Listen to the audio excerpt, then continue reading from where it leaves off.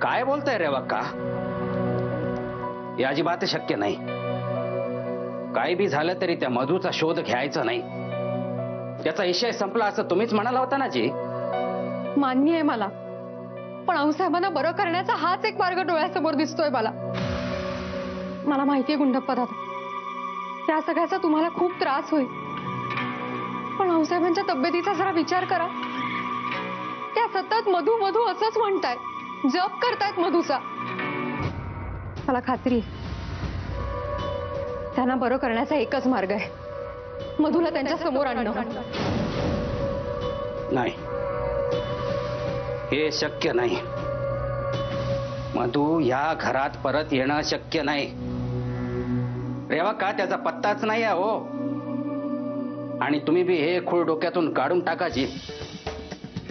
असं कसं म्हणू शकता तुम्ही गुंडप्पा दादा? तुम्हाला असं नाही वाटत की आऊसाहेबांना लवकरात लवकर बरं वाटावं? त्यांचा आजार मानसिक आहे गुंडप्पा दादा. त्या भूतकाळात अडकल्यात आणि त्यांना बरं करण्याचा एकच मार्ग आहे, तो म्हणजे मधूला त्यांच्या समोर आणणं. प्लीज त्याला शोधण्यात माझी मदत करा, प्लीज गुंडप्पा दादा. रेवा का हे दिव्य करून लय मोठं संकट तुम्ही स्वतःहून घरी बोलवताय बघा. असू दे, आऊसाहेबांना जर बरं वाटणार असेल ना तर त्यासाठी मी वाटेल ते करायला तयार आहे. अहो पण त्या मधूचं सत्य सगळ्या जगासमोर आलं तर वो. नाही येणार, मी वचन देते तुम्हाला. इतका तरी विश्वास आहे ना माझ्यावर? ठीक आहे, आता काय बोलणार मी, पण तुम्ही जे करताय त्याचं कल्पना नाही बघा तुम्हाला. मी तयार आहे, पण त्या मधूला शोधायचं कसं? त्याची काळजी तुम्ही नका करू, मी आहे ना. मी बघीन काय करायचं ते. घर बसल्या आपल्याला मधूचा पत्ता कळेल.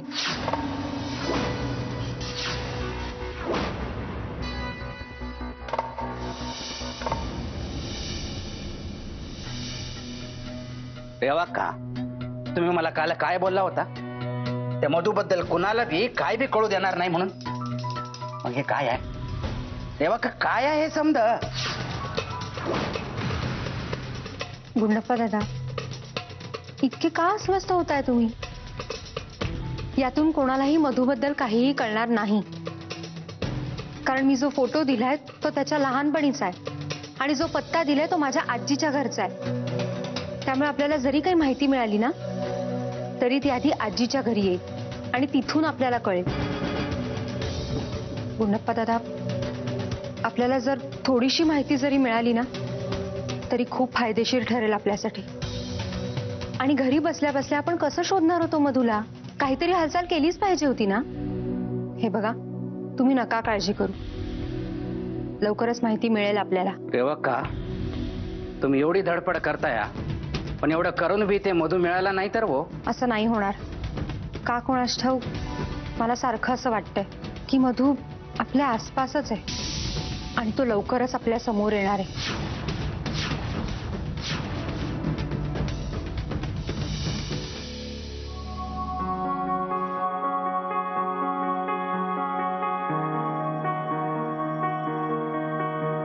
हेच शोधत होतास ना? एक वेळ बायकोची आठवण येणार नाही तुला, पण ऑफिसला जाताना या चार्जरची मात्र बरी आठवण होते. आणि मला सांगायचंस ना, तुझी कुठली गोष्ट तुला वेळेवर सापडते? अरे बापरे, अनयराजे, बायकोशी असं रोज रोज भांडण करणं चांगलं नाही. नाहीतर ती चिडून निघून जाईल माहेरी. मुंबईच्या ट्रेनचं तिकीट काढून देऊ का? हा? नाही, माहेरी जायचं म्हणत होतीस ना, जा, मला काय फरक पडतोय. हो ठीक आहे, आत्ताच निघून जाईल बघा. मग बसा तिच्या आठवणीत रडत. अनय, तुला धड रुसताही येत नाही. कोणी अगदी सहज समजूत काढू शकतो तुझी. तर माझा स्वभाव तर नाही बदलू शकत रेवा कोणी. तुझं काय चाललंय? तू हल्ली किती रागराग करायला लागलीस, किती किती चिडचिड करायला लागलीस. ते विश्वजितवर काय राग आहे तुझा देव जाणे. अनय, सकाळी सकाळी नको त्याचं नाव. मला नाही आवडत रे तो माणूस. आपल्या फॅमिली मॅटर मध्ये पडण्याची काय गरज असते रे त्याला? कळतच नाही मला. हे बघ, आत्ताही भांडणं व्हायला लागलीत आपल्या. नकोच ना तो विषय. अरे वा, आज काय झालंय काय? सकाळी सकाळी लाड चालले. मग तुझी बायको आहे ना मी. कधीतरी माझाही मूड होतो तुझ्याकडून लाड करून घ्यायचा. बर, जशी तुमची इच्छा. मी असं करतो, संध्याकाळी येतो आणि मग तुला बाहेर घेऊन जातो. त्यामुळे मी ऑफिसवरनं परत आल्यावर तू रेडी राहा. ओके? अरे पण फक्त एकाच तासासाठी जातोय आणि ही माझी लाड करण्याची स्टाईल आहे. ओके? त्यामुळे संध्याकाळी रेडी राहा.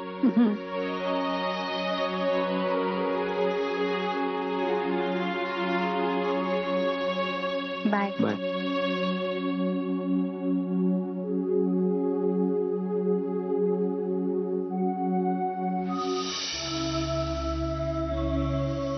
रेवा, विश्वजित बोलतोय.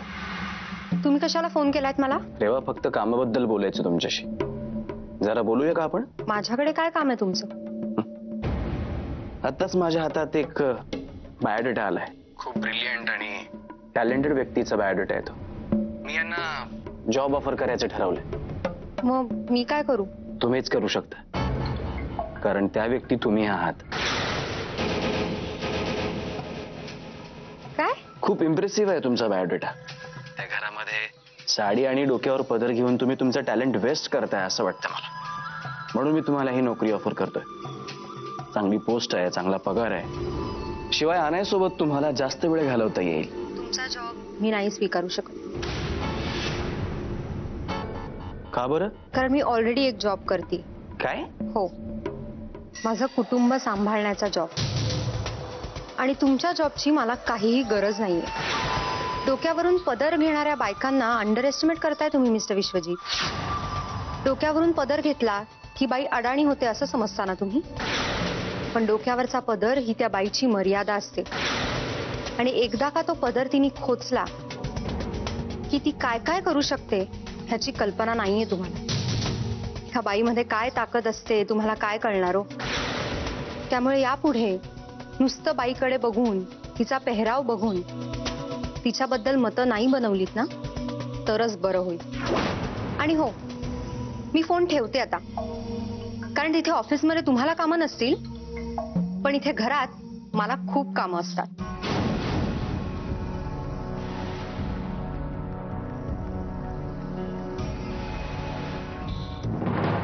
Good morning Vishwajit. आहे नाही. काय झालं? तुमच्या मिसेस, त्यांचं एवढं क्वालिफिकेशन बघून मी त्यांना एक जॉब ऑफर केला. त्या काय म्हणतात मला? मी नोकरी करणार नाही, कारण मी ऑलरेडी एक नोकरी करते. आपलं घर सांभाळण्याची नोकरी. बरोबर ना? तुम्हाला कसं काय कळलं हे? कारण मी रेवाला खूप चांगलं ओळखतो. तिचे विचार, तिचे निर्णय. ती या वाड्यात आल्यापासून वाड्याची सगळी जबाबदारी तिने स्वतःवर घेतली. त्यामुळे तिचा स्वभाव असाच आहे जसा प्रत्येक स्त्रीचा असतो. आणि यासाठी तुम्ही जबाबदार आहात असं नाही वाटत तुम्हाला? इतक्या टॅलेंटेड आहेत त्या, आणि त्यांचं टॅलेंट तुमच्या घरात वेस्ट होत आहे. कसं कळत नाही तुम्हाला हे? त्यांच्यासाठी नोकरी, पैसा या सगळ्यापेक्षा नाती आणि परिवार जास्त महत्वाचे असतात. मी स्वतःला खूप नशीबवान मानतो सर. फक्त रेवाशी माझं लग्न झालं म्हणूनच नाही, तर माझी आई, आमच्या आऊसाहेब यांच्यासारख्या संयमी आणि विचारशील स्त्रिया माझ्या आयुष्यात आल्या आणि त्या मला जवळून अनुभवायला मिळाल्या. म्हणून आऊसाहेबांना रात्री लवकर जेवायला द्यायचं. हं? आणि हो, कुठली कुठली औषधं द्यायची मी गुंडप्पा दादांना सांगून ठेवलंय, पण तुम्ही सुद्धा लक्षात ठेवा आणि आठवणीने द्या. आणि हो, झोपायच्या आधी त्यांच्या रूम मध्ये पाणी ठेवायला विसरू नका. हो. राहील ना सगळं लक्षात? हो. नक्की? होय. कंटाळलीस रेवा आऊसाहेबांची सेवा करून? नाही म्हणजे आज अगदी नोकरांवर सोपवतेस म्हणून म्हटलं. कसं आहे ना, घरच्या माणसांपेक्षा नोकरांवर जास्त विश्वास आहे माझा, म्हणून. दादा बघा कोण आलंय. उगाच कुचक्यासारखी टोमणा मारू नकोस. आणि सगळं तू एकटीच करतेस असंही दाखवू नकोस. मला फक्त हेच विचारायचं होतं की आज असं अचानक का? मग असाच सरळ प्रश्न विचारला असतास ना तर मीही सरळच उत्तर दिलं असतं ना तुला. मी आणि अनय आज बाहेर चाललोय फिरायला. अजून काही विचारायचंय तुला? काही गरज नाहीये. नसता चौकशा करण्याची मला सवय नाहीये. ऐक, रात्रीचं जेवण आमच्या पुरतच कर. अनय आणि रेवा बाहेर जेवण येणार आहेत, ठीक आहे? वेडी आहे काही? हीच ठरवणार आम्ही जेवायचं का नाही ते? हं? तुमच्या आजीकडून ही चिठ्ठी आली. या तुम्ही.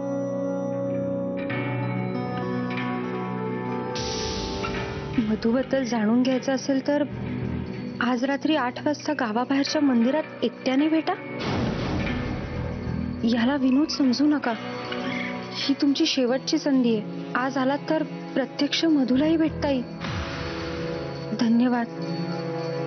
कोणी लिहिलं असेल हे? आणि खरं असेल का? मी विश्वास कसा ठेवू याच्यावर? पण जर हे खरंच असेल तर मधूला भेटता येईल मला. आणि काहीही करून मधूला आऊसाहेबांसमोर आणावंच लागेल. पण अनायला काय सांगू? आज त्याच्याबरोबर बाहेर जायचं कबूल केलंय मी. नाही, हे जर खरं असेल तर मधूला भेटणं जास्त महत्वाचं आहे.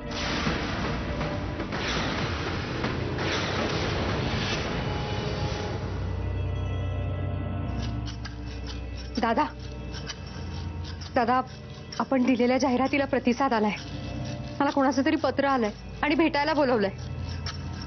गावातच असं कोणीतरी आहे ज्याला मधूबद्दल माहिती आहे. असं कसं शक्य हो रेवा का? गावातल्या कोणाला बी ह्याच्याबद्दल माहिती नाही.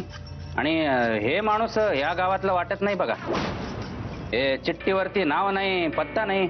ते खरं काय खोटं काय कसं कळणार हो? मी पण तोच विचार करते. मधूबद्दल तुमच्या किंवा माझ्या व्यतिरिक्त घरात कोणालाच माहिती नाहीये. मग हे पत्र कोणी लिहिलं असेल? आणि तुम्ही म्हणताय तसं जर ही व्यक्ती गावातली नसेल तर मला असं वाटतं त्याला नक्कीच काहीतरी माहिती असावं. म्हणूनच त्यांनी पत्र लिहिलं ना. मला तर काळजी वाटतंय बघा. हे मधूचं सत्य सगळ्यांसमोर आलं तर काय होणार हो? गुंडप्पा दादा, काळजी नका करू. मला त्या माणसाला भेटायला जायलाच हवं. बघू तरी काय माहिती मिळते. पण रेवा का, तुम्ही तर अनयराजन बरोबर आज बाहेर जाणार होता ना? असं करू, मी जातो त्या माणसाला भेटायला. नको नको, तुम्ही गेलात तर तुम्हाला ओळखून तो पुढे येणार नाही. त्याला असं वाटेल की ही जाहिरात तुम्हीच लिहिली होती. आणि हाताशी आलेली ही संधी मला घालवायची नाहीये. त्यापेक्षा मीच जाते. तुम्ही घरी थांबा आणि आऊसाहेबांची काळजी घ्या. आणि हो, अनयची काळजी नका करू. मी समजावीन त्याला. पण अक्का. नाही गुंडप्पा दादा, इथे फक्त आऊसाहेबांचाच प्रश्न नाहीये, तुमचाही प्रश्न आहे. मी तुमची आणि तुमच्या मुलाची भेट घडवून आणणारच.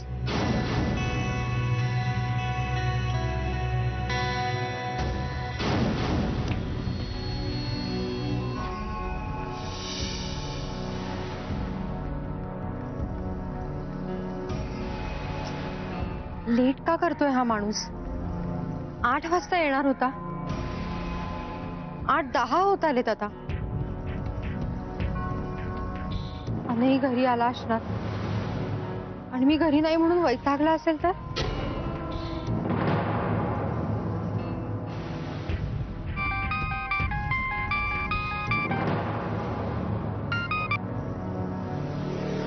हॅलो. हा रेवा का, भेटला का ते माणूस? नाही ना, अजून कोणी झालं नाहीये. रेवा का, मला वाटतं कोणीतरी तुमचा चेष्टा केला बघा. जाऊ दे, सोडा. उगा तुम्ही घरी या बघू. उगाच अनोळखी माणसाचं वाट बघत किती वेळ थांबायचं जे? हो, मी 5च मिनिटं वाट बघते अजून, नाही तर निघते. गुंडप्पा दादा, अनय आला का? नाही जे, पण येतील बघा आता. मी त्याला फोन केला होता पण तेव्हा मीटिंग मध्ये अडकला होता तो. आणि नंतर करीन असं म्हणाला पण केलाच नाही. मी त्याला न सांगता आली ना, मला त्याचंच टेन्शन आलंय. रेवा, रेवा मी आलोय. एक काम कर, वर जाऊन रेवाताईंना खाली बोलवू ना. बरं राहू दे, मी बघतो काय ते. जा. मला यायला उशीर झालाय म्हणून रागावले असणार. दिवसभरात फोन पण नाही केला ना. या बायका कशावरून रागवतील काही सांगता येत नाही. आता आमच्या सरकारला मनवायला आम्हालाच जावं लागणार.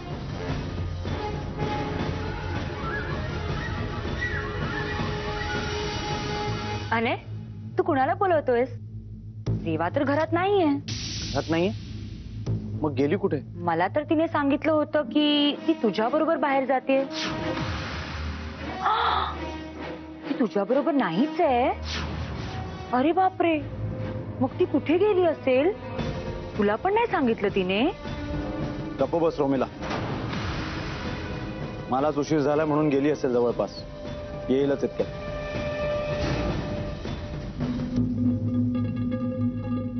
अने राजे, वाट बघत राहा. हा ठीक आहे जी, पण हे बघा रेवा का तुम्ही लवकर घरी या बघू. उगा त्या मधुपायी तुमच्या दोघांमध्ये भांडण व्हायला नको जी. हो मी निघतेच. हा ठीक आहे जी, या लवकर या.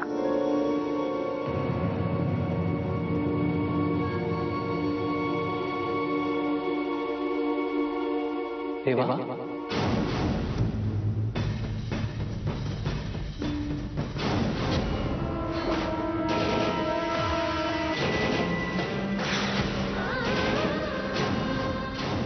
तुम्ही इथे? एक्झॅक्टली मलाही तुम्हाला हेच विचारायचं होतं.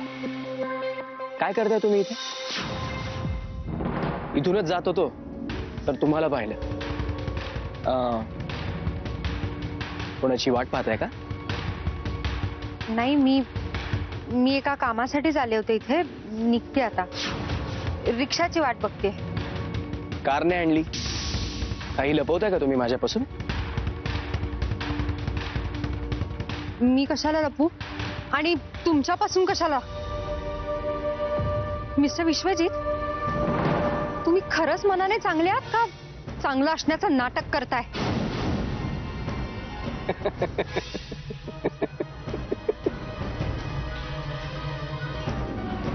तुम्हाला काय वाटतं? माझ्याबद्दल तुमचं काय मत आहे ते तरी कळू द्या मला. हे बघा, मला आधीच खूप उशीर होतोय. अनई घरी वाट बघत असेल माझी.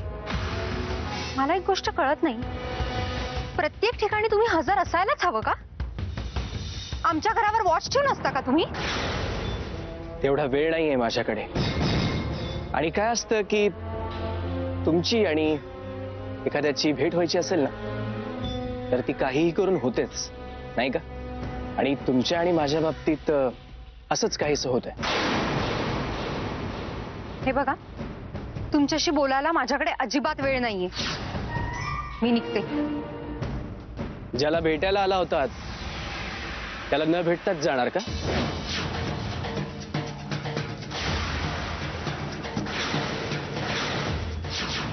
मधूविषयी माहिती हवी होती तुम्हाला. मग न ऐकताच जाताय? म्हणजे ही चिठ्ठी? हो, मीच पाठवली होती. मी ओळखतो मधूला.